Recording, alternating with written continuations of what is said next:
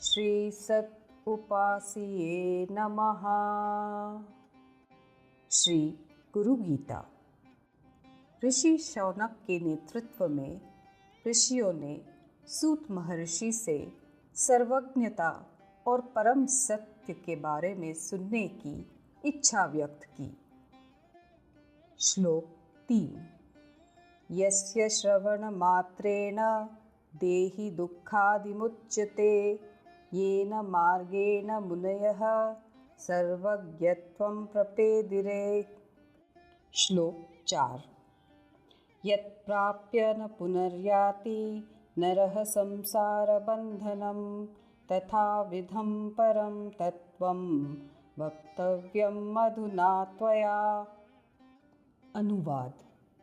जिससे मात्र सुनने से ही जीव शोक से मुक्त हो जाता है, जिस मार्ग से ऋषिगण सत्य ज्ञान प्राप्त करते हैं, वो जिसे प्राप्त कर मनुष्य जन्म और मृत्यु के चक्र से छूट जाता है, ऐसे परम सत्य को अब हम आपसे जानने की इच्छा रखते हैं। भावार्थ। ऋषि शौनक और अन्य ऋषियों ने विनम्रता के साथ सूत महर्षि से बार बार प्रार्थना की,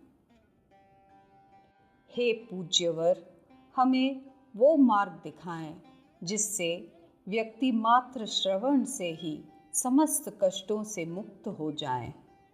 हमें वो मार्ग दिखाएं जिससे जीव दुखों से मुक्त होकर सर्वज्ञता प्राप्त कर ले। हमें वो ज्ञान प्रदान करे जो समस्त ज्ञान में सर्वोच्च सत ज्ञान है और जिसके माध्यम से निरंतर परमानंद का अनुभव हो।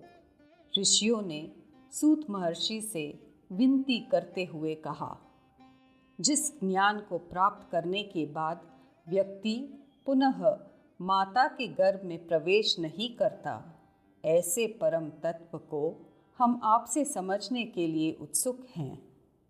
परमहंस सद्गुरु श्री सत उपासी उवाच। अब एक पत्थर है, वो कल भी था, आज भी है और कल भी रहेगा। तो पत्थर क्या सत्य है? ऐसा नहीं, वो कभी न कभी एक दिन नष्ट हो जाएगा। जो कभी ना नष्ट हो वो सत्य है, वो हमेशा रहता है। दिखाई देने वाले सारे ग्रह, सूर्य चंद्रमा से लेकर सब कुछ एक दिन नष्ट हो जाएंगे, लेकिन सत्य हमेशा लुप्त नहीं होता। इसलिए ब्रह्मांड का व्यापार चल रहा है, सब कुछ सत से ही उत्पन्न हुआ है। त्रिमूर्ति, देवादिदेव, मानव, पशु, पक्षी और अन्य सभी जीव, पूरे ब्रह्मांड में संपूर्ण सृष्टि नष्ट भी हो जाए तब भी केवल सत रहता है। वो ऐसा है, इतना व्यापक है, ऐसा विवरण देके बोला नहीं जा सकता। वो न पहले जन्मा था, न बाद में नष्ट होने वाला है, हमेशा रहने वाला है। वो गुरु मार्ग पर चलने से उसका बोध होता है। गुरु मार्ग महान श्रेष्ठ है, वो भक्ति प्रिय है, उससे सभी जीवों में करुणा रहती है। वो सर्वशक्तिमान सर्वांतर्यामी है, वो वात्सल्य से जीवों के प्रति अपार करुणा से गुरु के रूप में आकर सत्य का मार्ग दिखाता है।